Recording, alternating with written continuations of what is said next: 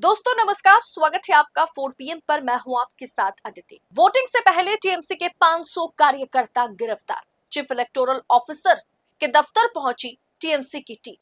दोस्तों आपको मैं इस रिपोर्ट में दो खबर दिखाऊंगी। वोटिंग शुरू होने में महज 12 घंटे का वक्त बचा है।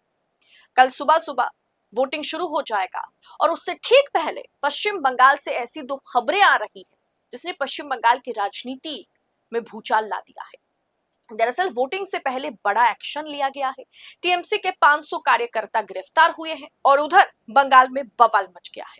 दरअसल बंगाल विधानसभा चुनाव के पहले चरण की वोटिंग शुरू होने में अब कुछ ही समय का वक्त कुछ ही वक्त बचा हुआ है, लेकिन उससे ठीक पहले पूरे राज्य में भारी तनाव जो है वो देखा जा रहा है। खबर आ रही है कि अलग अलग जिलों में तृणमूल कांग्रेस के करीब 500 कार्यकर्ताओं को गिरफ्तार कर लिया गया है। ये खबर प्रतिदिन.com की ओर से, प्रतिदिन जो है वो बहुत ही नामचीन और बहुत ही बड़ा मीडिया आउटलेट है पश्चिम बंगाल में। उनके मुताबिक अलग अलग जिलों से 500 कार्यकर्ताओं को गिरफ्तार किया गया है। टीएमसी ने इसे केंद्र और चुनाव आयोग की मिलीभगत करार देते हुए लोकतंत्र की हत्या बताया। दोस्तों टीएमसी पार्टी का आरोप है कि जानबूझकर उनके बूथ एजेंट्स को, सक्रिय कार्यकर्ताओं को, एक्टिव वर्कर्स को निशाना बनाया जा रहा है ताकि कल मतदान के दिन टीएमसी के लिए कोई बूथ पर खड़े ना हो पाए। आखिर वोटिंग से ठीक पहले इस तरह से ग्रुप में गिरफ्तारी का सच है क्या?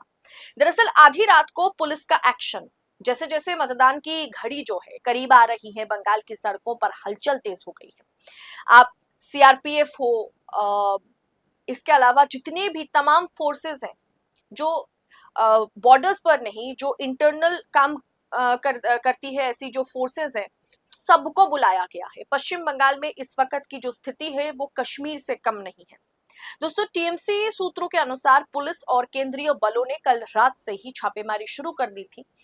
देखते ही देखते गिरफ्तारी का आंकड़ा जो है वो 500 पार कर गया है। टीएमसी का दावा है कि गिरफ्तार किए गए ज्यादातर लोग हैं वो बूथ लेवल पर काम करने वाले पार्टी के मजबूत वर्कर हैं। दरअसल दोस्तों ये तो एक खबर है जिसे लेकर के टीएमसी ने तो किस तरीके से चुनाव आयोग हो या फिर अभी पुलिस जो है, पुलिस की जो वर्क कंट्रोल है वो इलेक्शन कमीशन ऑफ इंडिया के पास है। जो वर्क पावर है, वर्क यानी पुलिस अभी क्या कामकाज करेगी, इस चीज का देखभाल जो है वो इलेक्शन कमीशन ऑफ इंडिया कर रही है। तो ऐसे में 500 कार्यकर्ता अलग अलग जिलों से ममता बनर्जी की पार्टी टीएमसी के 500 कार्यकर्ताओं को उठाना, जेल में डालना चुनाव से महज एक दिन पहले ये दिखाता है कि कोई भी फ्री ग्राउंड रखा नहीं गया है, कोई भी निष्पक्ष मैदान है नहीं जहां चुनाव लड़ा जा सके। ममता बनर्जी को पूरी तरीके से पंगु करने की कोशिश में चुनाव आयोग और भाजपा लगी हुई है। इलेक्शन कमीशन लगी हुई है, भाजपा लगी हुई है, बीजेपी के इशारे पर चुनाव आयोग लगा हुआ है। दोस्तों आज के समय में सत्ता की आंखों में आंखें डालकर पत्रकारिता करना मुश्किल हो गया है। हमारे 4 PM नेशनल यूट्यूब चैनल और फेसबुक चैनल को, जिसे आपका प्यार और विश्वास हमेशा से मिलता रहा, उसे बंद करके सरकार ने यह साबित कर दिया कि वो आपके सवालों से कितना डरती है। मुश्किल दौर है लेकिन हम ना रुके थे और ना ही रुकेंगे।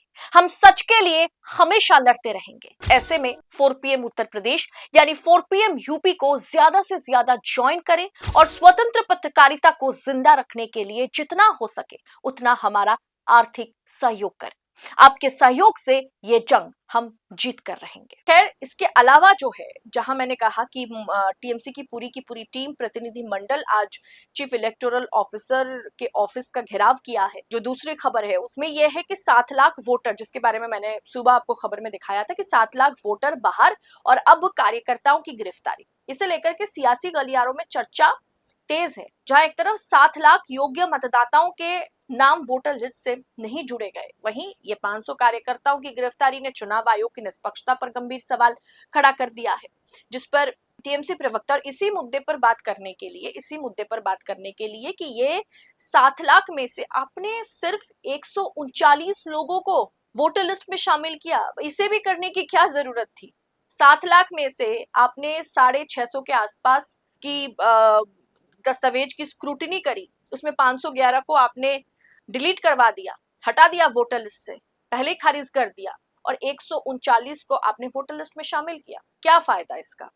खैर, टीएमसी प्रवक्ता कुणाल घोष ने इसे बीजेपी की मतलब इलेक्शन कमीशन को बीजेपी की बी टीम का काम बताया है। बीजेपी की बी टीम की तरह जो इलेक्शन कमीशन ऑफ इंडिया काम कर रही है बतला दिया। उन्होंने कहा कि जब बीजेपी मैदान में नहीं जीत पा रही है तो वो पुलिस और आयोग का सहारा ले रही है। अब सुप्रीम कोर्ट के आदेश की अनदेखी का भी आरोप लगा, जो मैंने सुबह भी आपको बताया था कि टीएमसी की प्रतिनिधि मंडल ने इस मामले को लेकर के चुनाव आयोग में आपातकालीन शिकायत दर्ज कराई। उनका कहना है कि जहां एक तरफ सुप्रीम कोर्ट वोट देने के अधिकार की रक्षा की बात कर रहा है, वहीं दूसरी तरफ प्रशासन कार्यकर्ताओं को जेल भेजकर चुनाव को एक तरफा बनाने की कोशिश कर रहे हैं। वोटर्स के नाम हटाए जा रहे हैं। 7 लाख में से सिर्फ 650 की स्क्रूटनी हो रही है। अब ऐसे में क्या ही निष्पक्ष चुनाव रह गया है? पहले मैंने आपको बताया कि सिर्फ 139 नाम वोटर लिस्ट में शामिल किए गए पहले चरण के मतदान के लिए 7 लाख में से। अब उसी मुद्दे को लेकर के चुनाव आयोग में टीएमसी की टीम ने शिकायत दर्ज कराई और फिर इलेक्टोरल ऑफिसर जो है, chief electoral officer mister Agarwal का जो दफ्तर है वहां पर घेराव किया और उसके बाहर एक तरीके से उन्होंने प्रेस कॉन्फ्रेंस भी की है बात करने के बाद या शिकायत दर्ज कराने के बाद। यानी एक तरफ 500 कार्यकर्ता गिरफ्तार, एक तरफ 7 लाख में से सिर्फ 650 की स्क्रूटनी करके उसमें से 139 को चुनाव से एक दिन पहले वोटर लिस्ट में शामिल करना। ये पूरी तरह से दिखाता है कि पश्चिम बंगाल में किस तरीके से ममता बनर्जी की घेराबंदी हुई है और किस नाजायज तरीके से घेराबंदी हुई है। और मैंने बताया ना कि पुलिस तो स्टेट गवर्नमेंट के अंडर है, लेकिन इलेक्शन जैसे ही इलेक्शन कमीशन ऑफ इंडिया सारा कुछ देखभाल करने में जुटी हुई है, तो पुलिस की जो ऑपरेशन कंट्रोल है, काम पुलिस क्या करेगी, ये ऑपरेशन कंट्रोल अभी इलेक्शन कमीशन ऑफ इंडिया के पास है और उसके जरिए 500 टीएमसी के कार्यकर्ताओं की गिरफ्तारी हुई है चुनाव से महज एक दिन पहले। ये स्थिति कहीं ना कहीं साफ है। स्थिति बताती है कि भारतीय जनता पार्टी कितना free and fair election commission of India कितना फ्री एंड फेयर इलेक्शन करा रही है और उसमें भाजपा कितना फ्री एंड फेयर इलेक्शन में पार्टिसिपेट कर रही है। फिलहाल इस अपडेट पर आपकी राय क्या है, कमेंट बॉक्स में हमें बताइएगा जरूर। और ऐसी तमाम खबरों को यूं ही पाने के लिए 4 PM के साथ बने रहे। मुझे दीजिए इजाजत। बहुत बहुत शुक्रिया आपका। जय हिंद, जय भारत।